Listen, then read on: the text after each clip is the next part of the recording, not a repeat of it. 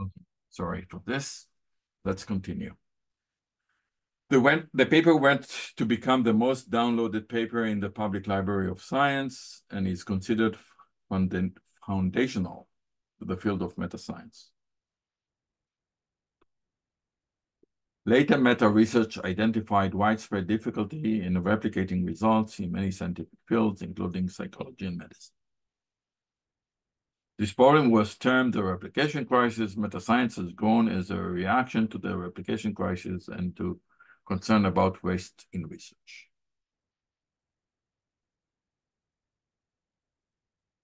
Many prominent publishers are interested in meta-research and improving the quality of their publications. For that reason, you'll find in many journals, if you open the first few pages, where you find the op-eds and so on, the commentaries, there is a very lively discussions in the past few years about meta-science. Top journals such as Science, Lancet, Nature provide ongoing coverage of meta-research and problems with reproducibility. In 2012, PLOS ONE launched the Reproducibility Initiative. We discussed that. In 2015, Biomed Central introduced a minimum standards of reporting checklist for 4 titles. The first international conference in the broad area of meta-research was the Research Waste Equator Conference held in Edinburgh in 2015. So you can see all this topic of replications crisis and meta-science is relatively new. We are talking about the past decade. But it's getting momentum. Now we have international conference on the topic. The first international conference on peer review, issues with peer review, which we discussed, with the peer review congress, and that was 1989. In 2016, the journal Research Integrity and Peer Review was launched. So now we have a specific journal for this type of issues. The journal's opening editorial called for research that will increase our understanding and suggest potential solutions to issues related to peer review, study reporting, and research and publication ethics.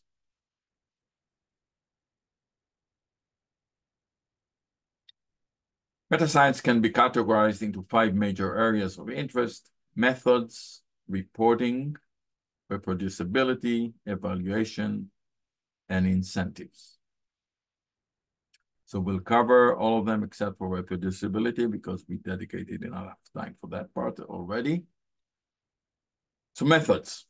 Meta-science seeks to identify poor research practices, including biases in research, poor study design, abuse of statistics, and to find methods to reduce these practices. Meta-research has identified numerous biases in scientific literature. Of particular note is the widespread misuse of p-values and abuse of statistical significance. So the idea is to improve the way we approach the scientific endeavor and what are the methods we are using. Be very careful about how we analyze data and how we assign statistical significance to results. Reporting. Meta-research has identified poor practices in reporting, explaining, disseminating, and popularizing research, particularly within the social and health science. Poor reporting makes it difficult to accurately interpret the results of scientific studies, to replicate studies, and to identify biases and conflicts of interest by the authors. So now journals have a very detailed list of how and what you need to submit before you submit a manuscript to the journal. It's much more difficult to submit papers nowadays compared to when I started my career, because there are lots of requirements, and that comes from, again, this crisis and the response to the crisis. Solutions include the implementation of reporting standards and greater transparency in scientific studies, including better requirement for disclosure of conflict of interest. It used to be that if you own a company developing a particular drug, you did not need to report this, and you would write a paper that actually would promote your financial interests in a way, because you were helping your company by publishing a paper. You sit in the university, you do a research, you don't tell anybody that actually you have a company, and you publish a paper, and the stock, your stock goes up because you help your company. Nowadays, you actually can sit in jail if you're not reporting properly conflict of interest. There is an attempt to standardize reporting of data and methodology through the creation of guidelines by reporting agencies such as consorts and the larger Equator network. Reproducibility, I'm going to skip that one because we spent enough time on this. Evaluation, meta-science seeks to create a scientific foundation for peer review. Meta-research evaluates peer review systems, including pre-publication peer review, post-publication peer review, and open peer review. It also seeks to develop better research funding criteria. So in all times, you would submit a paper to a journal. The journal editors will decide, yes, it's interesting to us. No, it's not interesting. If it's not interesting, it's rejected. If it's interesting, they will try to find 2 or 3 reviewers, their choice of reviewers. The reviewers would be anonymous to the authors. The editors will assign them. They will, of course, know who are the reviewers. You will wait for the reviewers to come back. If majority of reviewers think that this paper could be of interest, you would ask the authors to correct all the comments, and then you would accept the paper. If majority of reviewers thought that the paper is not good enough, you would reject it. All of that was done pre-publication. So this is pre-publication peer review. This is the old style.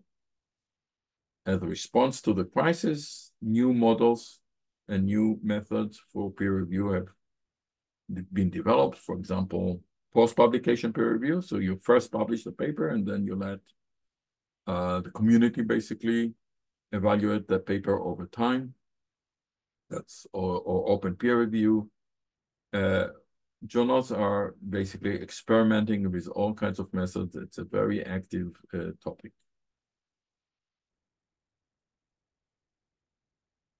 Incentives. Meta-science seeks to promote better research through better incentive systems. So we said that the major incentive is publish or perish. This includes studying the accuracy, effectiveness, cost, and benefits of different approaches to ranking and evaluating research and those who perform it. All your promotion are really dependent on how many Science and Nature papers you have published. And this is obviously wrong because the incentive is not to do better science. The incentive is to get your paper published in the best journal you can. Critics argue that perverse incentives have created a publish or perish environment in academia, which promotes the production of junk science, low-quality research, and false positives. And most importantly for this particular course is fraudulent science. So I'm going to give you at the end of my 6 class sections an example of fraudulent science. And we ask that all of you are preparing presentations, and the emphasis should really be about finding, seminal cases where due to their wrong incentive, people are go overboard to the point that they are faking their science. And there is one very famous such case just in recent times.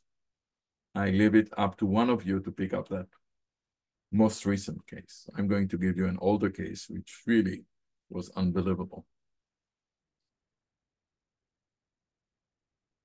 According to Brian Nosek, the problem that we face is that the incentive system is focused almost entirely on getting research published rather than on getting research right. So we are still there. We still have not solved the issue. We don't have, in terms of incentives, in terms of promotions in academia, we are still not there. Proponents of reform seek to structure the incentive system to favor higher quality results. Meta-research identifies flaws in scientific practices inspired to reforms in science. These reforms seek to address and fix problems in scientific practice which lead to low quality or inefficient research. Can I ask you a question? Yes, go ahead. What protects meta science from all the same flaws that regular science has? Incentive structures and uh, bad research. Uh, I'm sorry, I'm going to get out of this presentation mode just for a second because I need to change settings on my Zoom. The volume is low, so I haven't heard your question well. Just a second. Stop share.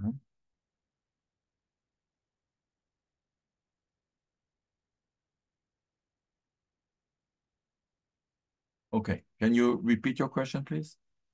Yeah, what prevents meta science from falling into all the same traps that regular science fell into? Incentive structures, who determines whether or not their method of determining whether a paper is bad is a good method of determining if a paper is bad? The simple answer is nothing. Nothing prevents from meta science to do the same mistakes as all traditional way of doing science. The hope is that, yes, eventually we'll converge to something positive, but there are no guarantees. And this is in flux. We are experiencing this transition nowadays. Just if you are aware of this and you know, if you read regularly, you know, top journals and you look at the first few pages, you always will find something about this. We do recognize that there is a problem. There are two major problems. One, we cannot reproduce all data, not everything. You know, I can tell you from my own experience, I started my postdoc at what used to be at that time Mecca for solid state physics, that was Bell Laboratories in New Jersey. And it was just the beginning of quantum wells, molecular beam epitaxy. You would basically make those layers. You'll have excitons in quantum wells. You would make one sample, do one measurement, and publish your PRL. There was no control sample. There were no several statistical analysis of several different samples, nothing. You would take one sample, one measurement. Luckily, solid state physics is a very well disciplined. We understand, we know how to solve Schrödinger equation, the excitons behave nicely, we have the rules. So most of the data and most of the experiments were correct. But there were mistakes, and I'm going to talk about mistakes and fraudulent science with respect to solid state physics. But in biology, it's much worse because you have so many parameters. Like if you have a cell culture, the cell line you split and replicate many times over, and then you can get mutations over time. We mentioned the medium, basically blood you take from slaughterhouse and you use it to feed cells. Batch to batch, you have variations, you have different, you know, growth factors in the medium or whatever, and you get different results each time you do the experiment. So one big problem is obviously replication. The other big problem is incentive. We reward scientists based on how many papers they publish and where they publish. That has not changed at all. So we have now H factor and we have this and we have that, but still, we don't reward people for, let's say, publishing less, but their papers are fantastic. Publish one paper a year, but that will be a seminal work. That's how you get promotion. It's becoming so subjective and personal. How do you analyze this? How do you quantify? So can I promise you that meta science will solve the problems? No, of course not. All right, let's continue.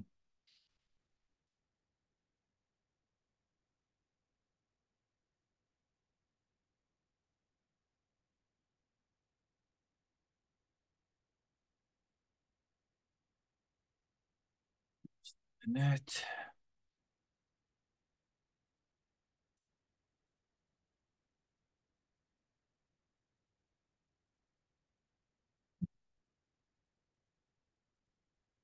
Meta research identifies flaws in scientific practice as inspired reforms in science. So we read that part. Period distortion. So one of the idea, you're going to accept or reject a paper before the actual research was done. You just declare on your intention.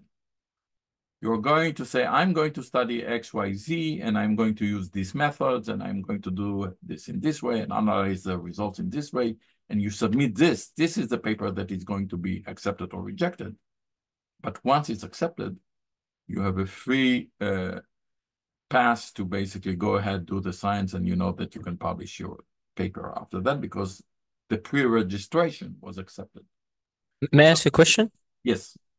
So it's like submitting a research proposal. Yes. But however, along the way, some things might change. Well, or it's a little bit more detailed than research proposal. And yes, the problem you're raising is a real problem. So I don't even know how these journals limit the amount of deviation you can do from their initial proposal. But I guess there are some I don't know, guidelines. So the practice of registering a scientific study before it is conducted is called pre-registration. It arose as a means to address the replication crisis. There is some logic to this, but of course, as you just pointed out, there are issues with this as well. Pre-registration requires the submission of a registered report, which is then accepted for publication or rejected by a journal based on theoretical justification, experimental design, and the proposed statistical analysis. Pre-registration of studies serves to prevent publication bias, reduce data dredging, and increase replicability.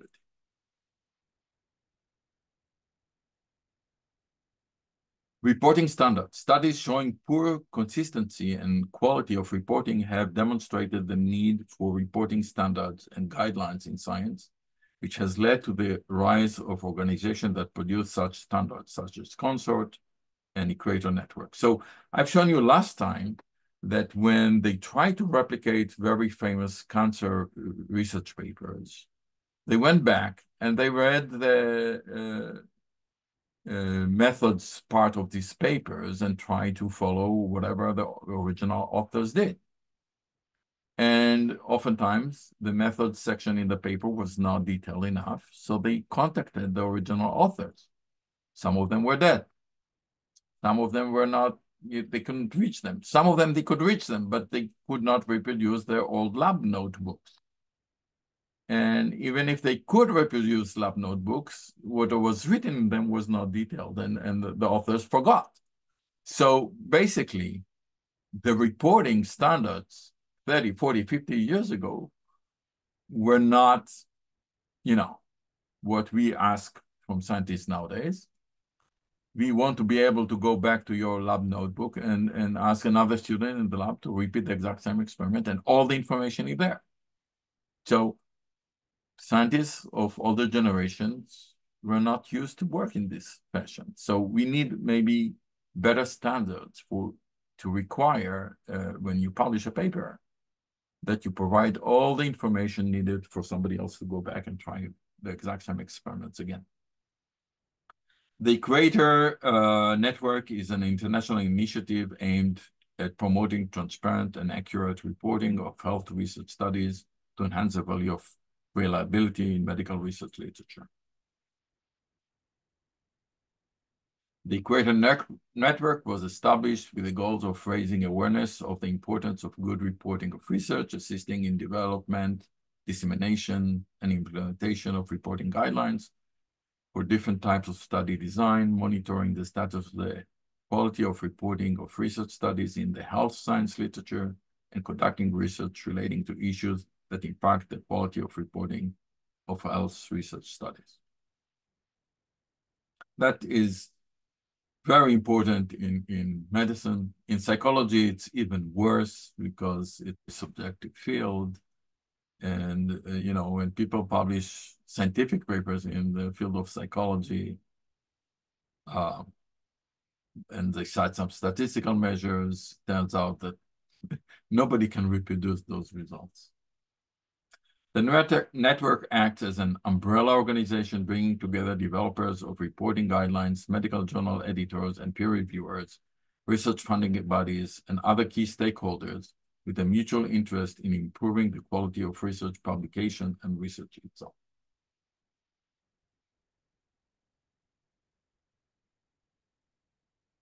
All right. Any questions about meta science? We finished that chapter. All right. So if no more questions, we move to the next topic, which is how to write and or critically read good papers.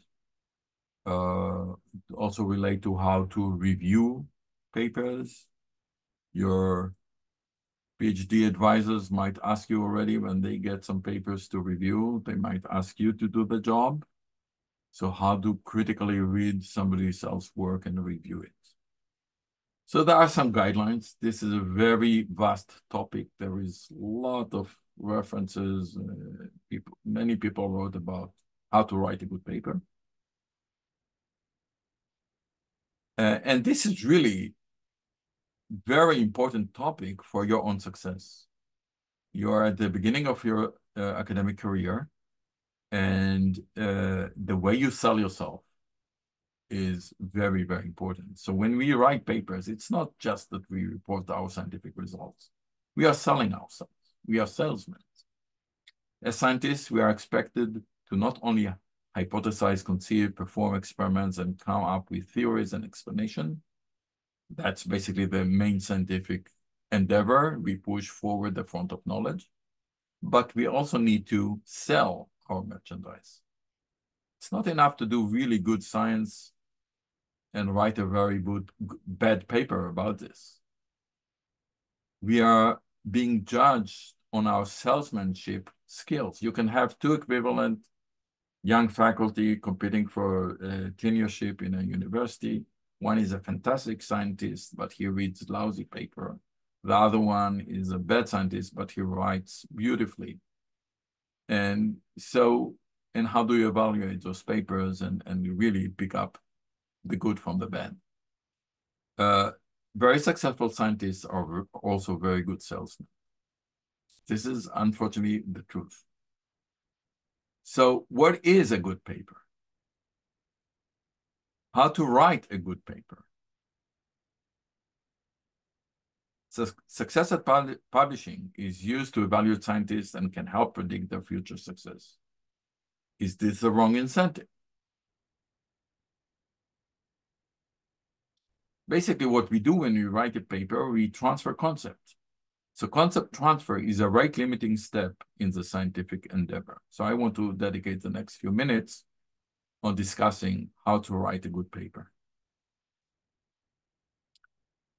Bad salesmanship skills bring about problems in replication, retraction, fraudulent science.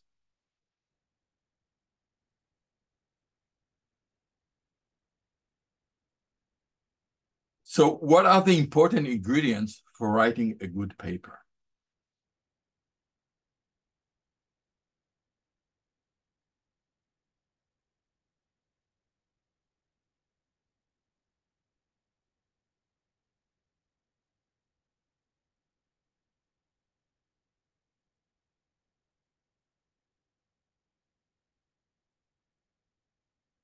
Figures.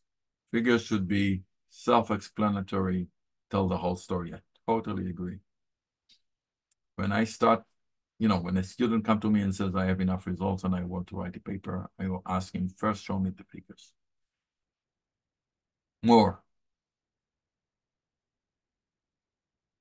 Well-adjusted abstract, perhaps? Sorry? Well-written abstract? Of course, yeah, we'll talk about this. Of course, the abstract needs to be very captivating, very concise summary of what was missing in the knowledge and how you're feeling that piece.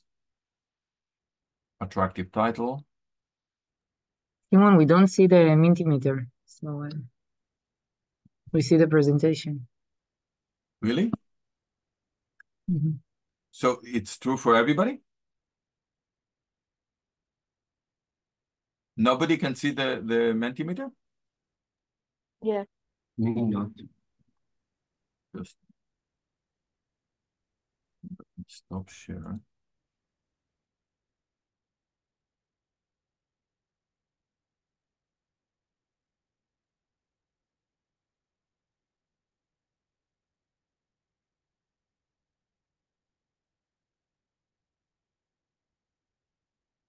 Can you see the Mentimeter now? Yes. Okay. Sorry. More?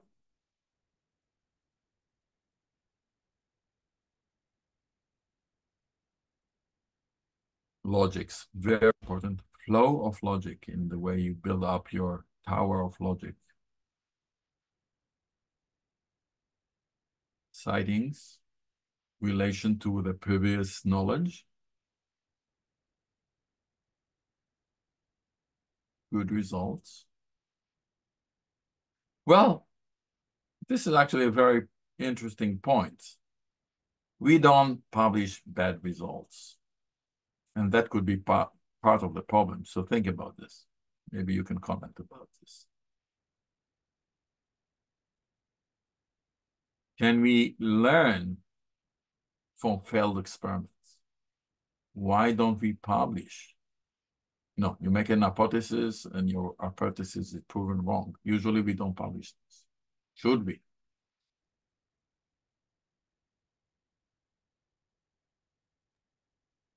Definitely, you should definitely publish it. Yeah. Otherwise, or nowadays, yeah, go ahead. You should find a way to share it some way. Otherwise, people are just going to have the reverse reproducibility crisis where they keep doing bad experiments over and over. As part of meta science and the crisis, now there are journals where you can publish negative results. It's not that common. People are not familiar with that journal, but yes, there are now avenues to do this. And obviously, we'll do better science if we knows that people tried things that didn't work. But it's not the common way we practice science.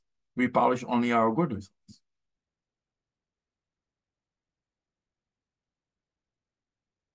Anything else? All right, so let's go back to the presentation. All right, so I'm using here again materials that was written by other people. I'm giving you several examples and references. This is a very popular topic with endless resources, many different opinions, no one answer fits all. So below I give a list of few recent references. This is actually interview of a bunch of successful scientists. What are their principles for writing good papers to Nature? I'm going to post the slide so you can go and look up this reference. This is a publisher that have a series of articles about how to write. This is Elsevier, one of the biggest scientific publishers. And they have all kinds of 6 things to do before writing your manuscript, 11 steps to structuring a science paper, writing a science paper, and so on. All kinds of guidelines. This is an article in PLOS, Computational Biology, with all kinds of do's and don'ts. Trends in Ecology, another paper. This is a whole book by SPIE. This is the Society of Engineers. They have a whole book that really discusses just how to write good papers.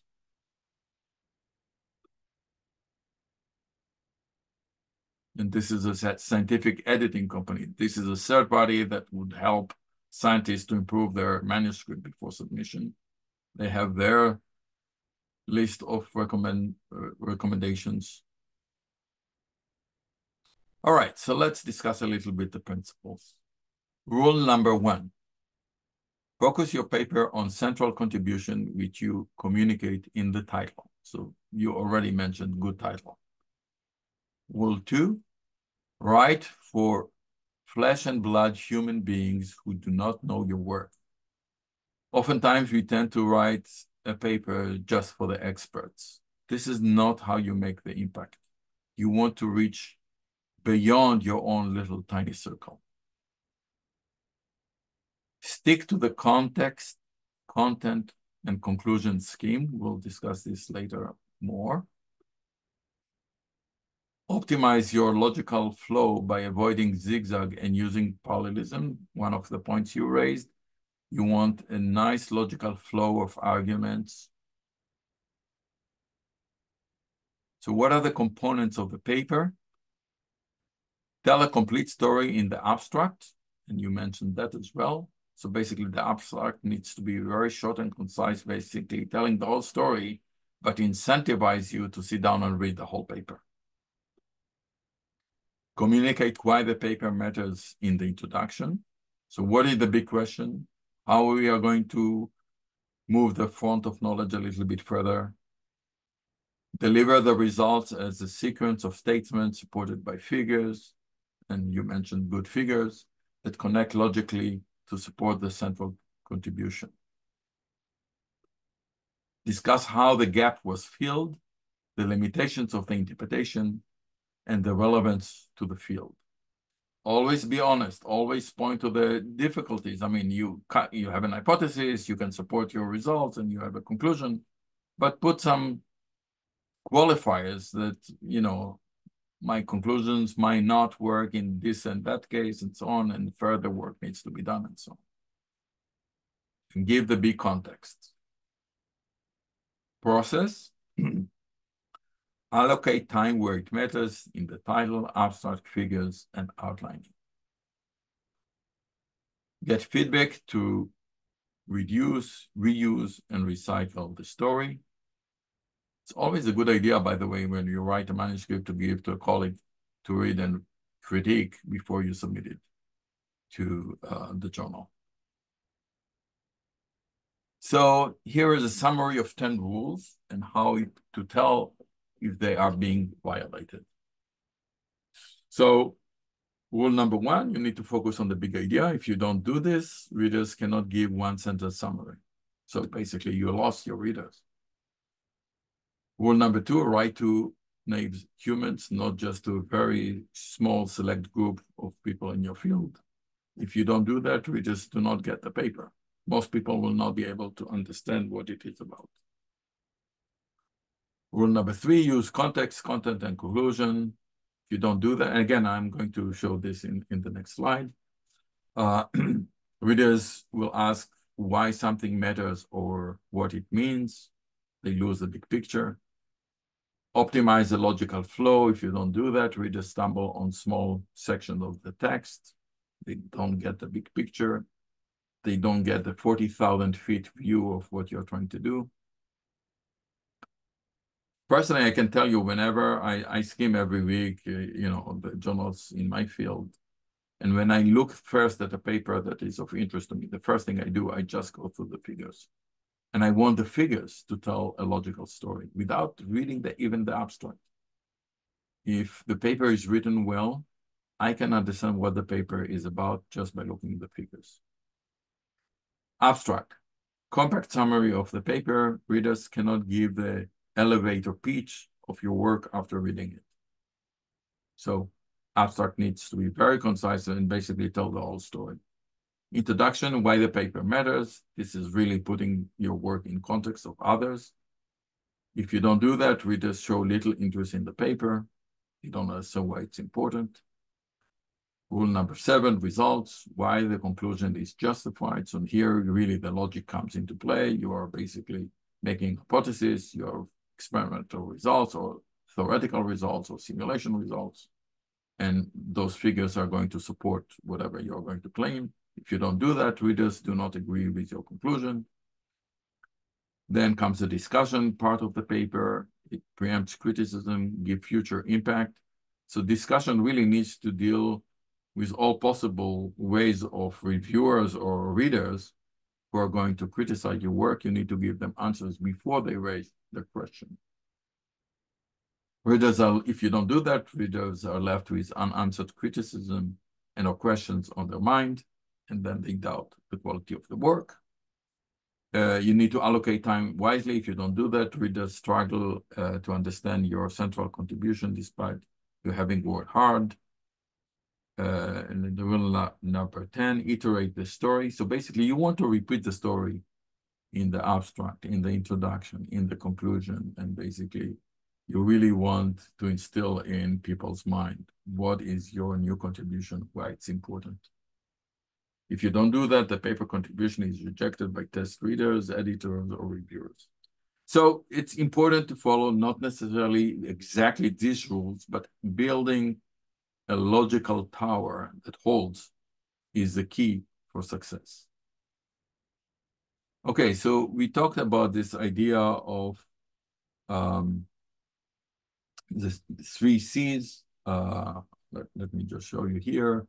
This is context, content, and conclusion. And these are coded here in blue, black, and red. So the abstract basically needs to contain all of them. Summary of a paper, structural elements at 3 spatial scales, across sections, across paragraphs, and within paragraph. Note that the abstract is special in that it contains all 3 elements: the context, the content. Context meaning basically how is your work related to others, content, what you are doing, and conclusion, what is your conclusion from your work. Thus, basically the idea is you repeat. So if you can see, the abstract have all 3 colors, and the paper itself has blue, black, and red as you progress through the paper. And within this, each section, you again have blue, black, and red. So this is, a view of these guys mentioned coding in their paper. I find it useful. It's interesting the way they represent their ideal of how paper should be written. So that's an abstract. Introduction, you basically talk what is a big problem. You narrow the problem within, and then exactly what is the gap that you are trying to fill in, and you have a short summary in your introduction before you move into presenting your results. And in between the paragraph, the field domain, what field known about the problem, what is the remaining gap, what is your particular approach, and your results. So that's the introduction. Then you give method summary. That's again in context to what has been done in the past. And then you have the logical steps to build the arguments. And in the discussion, you basically give a conclusion for your results, and you say what the limitations are, how you can generalize or cannot generalize your results, what is contribution, what should be done beyond your work, and so on. So this is basically their view of how writing a good paper. Personal style often leads writers to deviate from a rigid, conserved structure, and it can be delight to read a paper that creatively bends the rules. However, as with many other things in life, a thorough mastery of the standard rules is necessary to successfully bend them. So the question is, can we write a cute paper or just follow exactly the structure that is recommended? It's sometimes boring, but this is the standard the scientists are expected. Many people try to add some, extra spice into the paper. That's very dangerous. If you know how to do it well, that can work, but be very careful. On the other hand, writers must be careful about creativity. It sounds good, but the purpose of scientific paper is to convey information. That's it. Flourishes can be distracting. Figurative language can also bamboozle a non-native English speaker. My advice is to make the writing only as complex as it needs to be. This is another source, publishing with objective, charisma, breaking science products. So the way more scientific paper are written, that's a current culture, accurate, non-emotion, strictly relevant, formal, objective, impersonal, clear, linear, and concise. And unfortunately, this style that most of us write with is inaccessible to many people. The differential locomotory response of mammalian and reptiles tax that to interspecific competition. This is citation from a paper in Life Sciences. This language doesn't really speak to most people who are not expert in the field.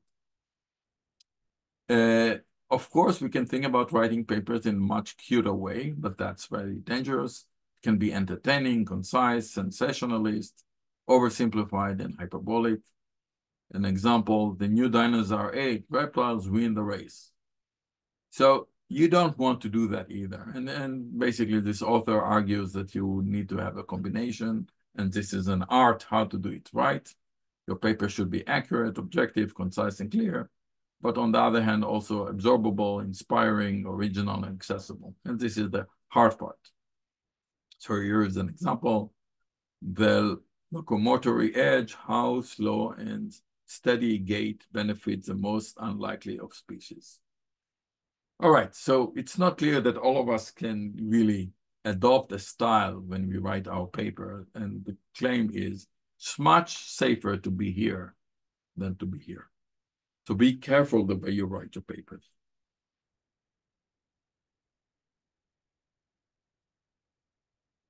And then comes the question, how to evaluate quality of writing on impact. There have been no in-depth studies linking writing quality to impact. So this is really, and one of you asked me, this is a question of meta-science. Can we do a study that correlates, the quality of the writing to the impact, regardless of what the scientific results are? Either any measure, can we study this and compare somebody who writes really well versus somebody who doesn't write well, either an impact just because the paper is written very well. So this is one example. It's not really answering the question I'm asking on the top, but the title of this paper is Healthcare Articles with Simple and Declarative Titles Were More Likely to Be in the Altimetric Top 100. So catchy titles play a role. That's the finding of this paper. And that leads me to again reiterate what I want you to do when you're preparing your presentation. I want you guys to tell us a story. Tell us a good story. You can do a critical analysis of a paper of your choosing. The most common thing that people will tend to do is pick up a paper from your own discipline. I don't want that. I actually want you to pick up a paper from a different discipline that you are not an expert on. You maybe pick up a seminal paper, but I rather not. I rather have you pick up a big fluke, a fraudulent science case, or retraction, or papers with problems. What was the problem? Tell us a good story. What was the problem? And why eventually the author had to retract. I'm going to give you next time, and this is homework for next time, I'm going to review the very famous paper of Watson and Crick on the structure of double-strand DNA as an example for a good paper. So I, as the lecturer, allow myself to do this. I'll give you an example of bad papers as well. But I ask that most of you, unless you are able to convince me that you want to really present a very good paper, I'd rather have you present something about a problematic paper. It could be also an excellent recent paper that already has many citations, and then the question would be why. But these two cases which are highlighted in yellow, I prefer that you don't touch. I would rather have you talk about example of bad papers where there were errors, mistakes, non-reproducibility, and why. Or an example of a famous fraudulent paper. Or an example of a retracted paper, and why. An example of famous errata. So when you prepare your work and you critically analyze the paper, ask yourself the following questions. Do they state the problem clearly? Do the authors give a good historical overview of the problem? Do the authors explain well their hypothesis? Do the authors explain well their approach and methods, regardless if it's theory, simulation, or experiment? Do the authors explain well their statistical analysis? Do the author explain well their novel contribution towards solving the problem? Do the author perform adequate control experiments? Do the author explain well what was learned? How did they move the field forward? Find and list other papers that are crucial for understanding this paper.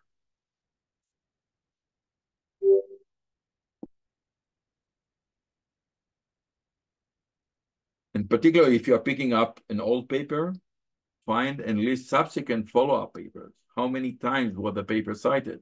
Retrospectively, what was the long-term impact of this paper? Any problems with reproducibility or any errors found over the years, or erratum published retractions. If on the other hand, you pick up a recent paper, is the paper open access? Do they deposit the raw data, their analysis code, the electronic notebook, enough information for application? What is the initial slope of citations? If it's a new paper, there aren't too many citations, but you can look at the slope. All right, so this is for today's lecture. For next week, I have a homework assignment. I posted on Lomda the paper of Watson and Crick, and I ask all of you to come prepared. Please read the paper, and we'll ask questions about the paper next time. Any questions so far? Do you find this lecture useful? I guess it's a very different course than most of the courses you're taking. Please open your mic and speak freely. Personally, I feel like this is the course that was missing the entire time. Like, where is the generalized overview of the scientific method and how to write papers, the bread and butter of what we do, but never explained in full. Okay, so I want you to appreciate the fact that we are in a transition period. We are asking ourselves now, is the science we have been used to do for 200 years, 300 years, have we done it properly? And is there anything we can do better than what we did in the past? And these questions are being asked nowadays. It's an open, lively discussion, and I want you to be part of this. And unfortunately, most likely for most of your career, you're still going to get promoted by the old standards. How many Nature and Science papers you have published? This is the sad situation of things. And the reason it is like this is because we don't know how to do differently. We don't have good measures how to do this differently. So I am very happy to discuss this type of topics. I would like to give a few minutes at the end of every lecture for really fully open discussions. Shoot whatever you have in your mind. What we're going to do next, we are going to go through Watson and Crick as an example for a good paper. I'm going to tell you about first a paper for energy transfer that relates to my own research. I will touch upon my own research a little bit, again, as an example, and I'm going to give you an example and homework on energy transfer. And then I'll end up with giving an example of outrageous forgery in science. And I hope that will inspire you guys to give us other examples. So that's what I have to say for this time. Please fill in, if you haven't done so far, the date and the paper of your choosing that I need to approve in the Google Sheet. How many of you have done this already? One? Only one? So we need to, 2, 3. I ask that everybody is doing this.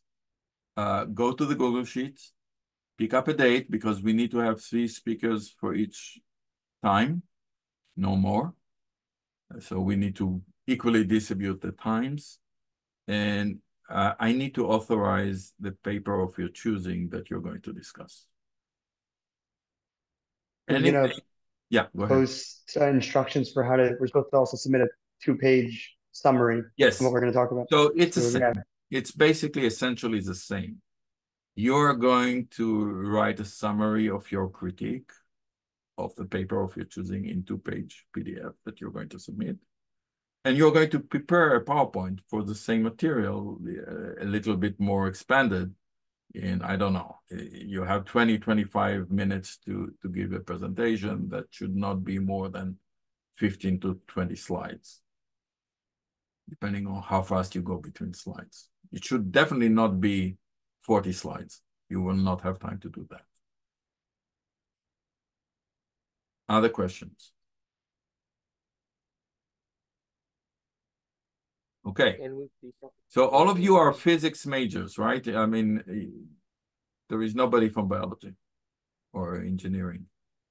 Let's see if you can read the Watson paper. We'll see how much of it you understood. It's paper outside of your field. And a good measure for good paper is that people from outside the field can actually read it and understand it. The essence of it, maybe not of the details. So that's what we'll do next time. Any other questions? Can you repeat? Go ahead. Can we pick up a slide without picking up a paper yet? Can you do what?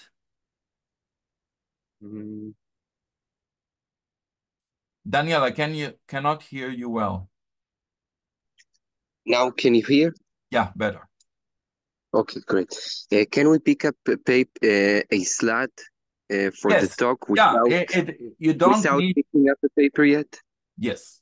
Obviously, you can reserve the date first and then fill in the paper later. That's fine. Okay, great. Thank you. Anything else? Not, I wish everybody good night, Laila Tov, and we'll see you next week. Bye-bye, everybody. Bye-bye. Professor, may I just ask you a question regarding choosing the paper format for the presentation? Sure. Yeah, but So- you can log out and we'll stay on. So regarding the fraudulent way of papers, there are some really great detailed first of the April Fool's paper on archive. So No. because because I was searching like in the Google, and I even got into the Wikipedia page fraud scientific papers, but I'm having a little bit hard time choosing which one to address. I'm not looking for jokes. I'm looking for people who really went off the board. They were so motivated to succeed that they crossed the lines and faked data. Okay. And April 1st papers are jokes and sometimes are made very well, but that's not the purpose. The purpose is really, we think the science is a very pure discipline and most people are, honest and whatever. And you will be surprised to find out how many people. Will it be okay with you to consult with you along the way while choosing the paper? Because I'm not really sure how to look for a fraudulent paper. Absolutely. I'm happy to advise. Sure, of course. Okay, so at the moment, I think I would just submit a time slot for the presentation, and then I will ask you during this class. So, okay, thank you. Thank you.